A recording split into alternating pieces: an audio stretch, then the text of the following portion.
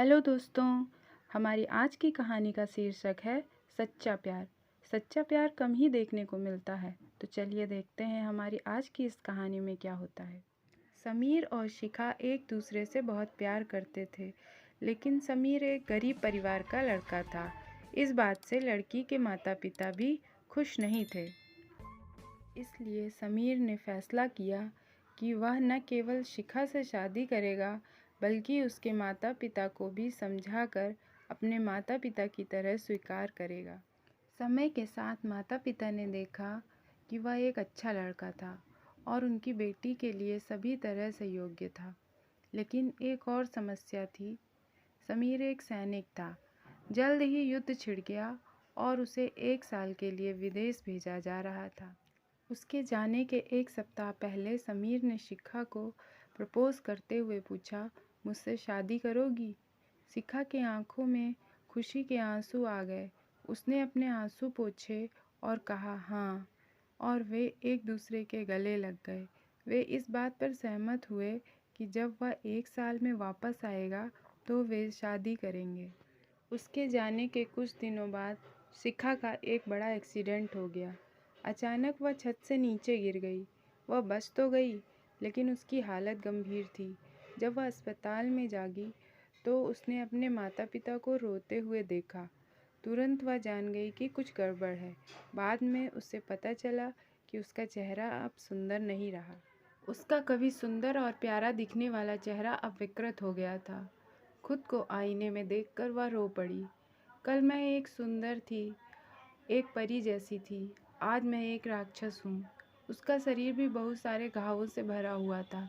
वो खूब रोती और फिर उदास हो जाती। एक दिन उसने समीर को उसके वादे से मुक्त करने का फैसला किया। वह जानती थी कि वह अब उसे और नहीं चाहेगा। वह उसके बारे में भूल जाना चाहती थी और उसे फिर कभी उसका सामना नहीं करना चाहती थी। 1 साल तक समीर ने कई बार फ़ोन किया, लेकिन उसने कॉल रिसीव नहीं किया। हालांकि वो ऐसा नहीं करना चाहती थी, पर वो मजबूर थी। 1 साल बीत गया। एक दिन अचानक माँ उसके कमरे में चली गई और उसे बताया कि समीर युद्ध से वापस आ गया है। शिखा चिल्लाई, नहीं, उसे मेरे बारे में मत बताइएगा। उसे मत बताना कि मैं यहाँ हूँ। माँ ने कहा, उसकी शादी हो रही है और उसने तुम्हें अपनी शादी का निमंत्रण भेजा है। शिखा का दिल बैठ गया।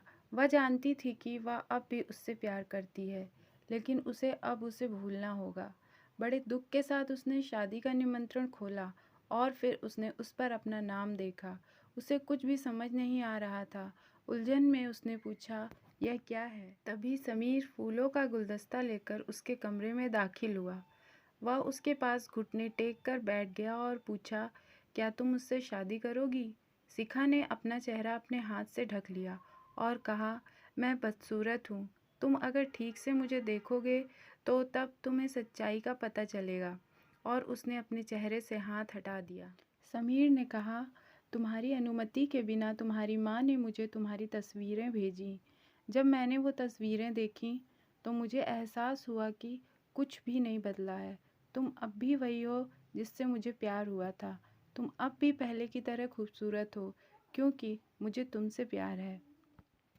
दोस्तों, अक्सर लोग ऐसी बातें करते हुए पाए जाते हैं कि प्रेम अंधा होता है। सच्चा प्यार शरीर से नहीं, आत्मा से किया जाता है।